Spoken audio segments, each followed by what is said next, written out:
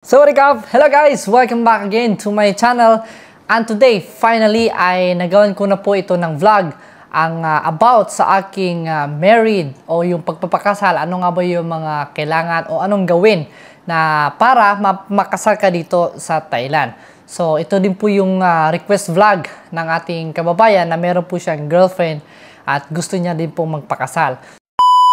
So, ito pong pag-process ko ng married dito sa Thailand is ito po yung aking base of my experience. So, first of all guys, so ako po ay nag-search muna sa internet about paano nga ba o ano nga yung mga requirements needed para maikasal ka dito sa Thailand. So, parang hindi ako satisfied. So, ang una ko pong ginawa is pumunta ako ng Philippine Embassy para mabigyan po nila at palaman ko yung mga list ng requirements. At yun na nga po at nagpunta ako ng Philippine Embassy at binigyan nila ako ng mga list of requirements. Tapos binigay ko po yung aking passport at nakita nila na I'm under 25 years old. So on that time, I just was 22. So sabi nila, kailangan ko daw po ng parents consent, parang approval from my parents, no? So isa po yun sa mga kailangan kasi ako po under 25 po ako. So kung kayo po ay over 25 na, hindi nyo na po kailangan yon.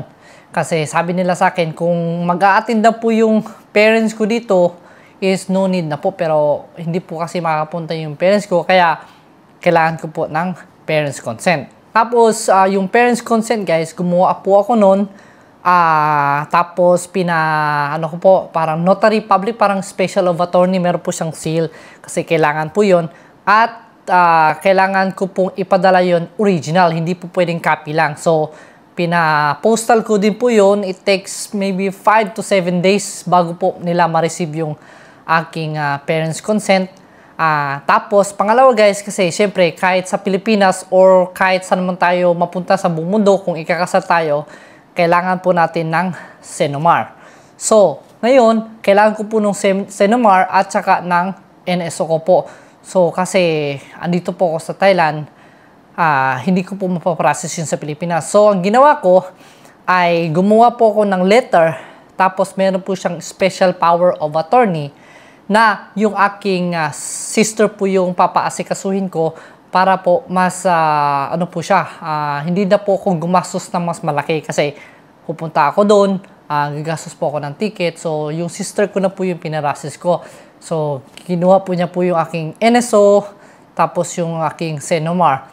Hindi ko na po alam guys kung gaano po katagal yung processing no, kasi it already 10 years already ago guys na about pag-process ko nito, no? So ngayon at na-process na po ng aking sister yung lahat, kailangan din po yung ipadala sa akin by postal. So kailangan ko po ng original copy noon. So meron ako yung NSO at saka yung Senomar ko. Ngayon nung na-receive, pati din po yung pala yung yung parents consent. So ngayon na-receive ko na yung aking lahat ng aking kailangan. Ngayon hindi ko pala na guys, hindi ko na namalayan. I'm not really sure kung nasabi sa akin yun or hindi, nakalimutan ko lang. Kasi nung na-receive ko na siya, pumunta kagad kami doon ni Mrs. sa government, no? Sa munisipyo.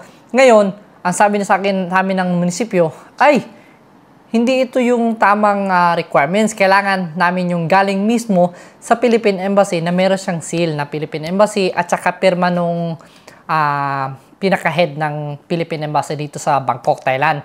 Ngayon, pumunta ako ng Bangkok, Thailand. So, bago po pala ako ngayon na mabigyan nung para siyang guys, yung piece ng paper na siya na approval galing sa Philippine Embassy, sinabihan nila ako na kailangan ko ng witness.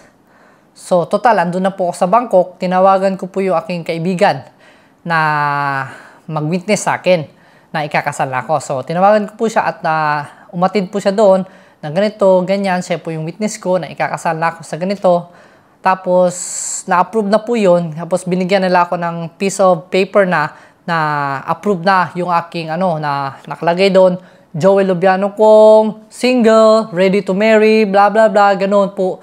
At saka, meron na siyang pirma ng Philippine Embassy at saka ng seal. Ngayon, pumunta na ako doon sa hindi ko, guys, kasi tagal na talaga. Pero usually, guys, pagka meron kayong pinarasis na ganyan, kailangan ipa-translate mo talaga siya in Thai. Tapos, yung pagta-translate naman, hindi yun basta-basta, guys. Kailangan po meron din po yung special power of attorney, yung para siyang meron din siyang seal. So, pwede po kayo makapunta doon sa mga government offices or sa school. Kasi yung school, meron po silang translator doon. So, meron po silang seal ng attorney. So, nagpunta ako doon. For what I think, hindi po siya lalagpas ng 500 baht, yung translation. So, ayun na. At na-process ko na yun. Pumunta na kami doon ng City Hall o doon sa munisipyo. At nagpila po kami kasi wala naman po doon kailangan pa magpa-schedule. Punta ka lang doon, get your queue, tapos pila ka na lang. Ngayon, bago po lahat yun, kailangan po namin ng witness both side. So, yung aking asawa, dapat meron siyang witness. Pati din po ako, witness, no? Hindi po siya part of family. Kailangan para siyang medyo, hindi siya part ng family pa. Pinsan mo, pwede, ganun. Yung auntie mo, ayun, pwede. Pero yung part ng mama, papa, hindi po pwede, no? So, ngayon, yung aking kaibigan, tapos yung kanyang tita.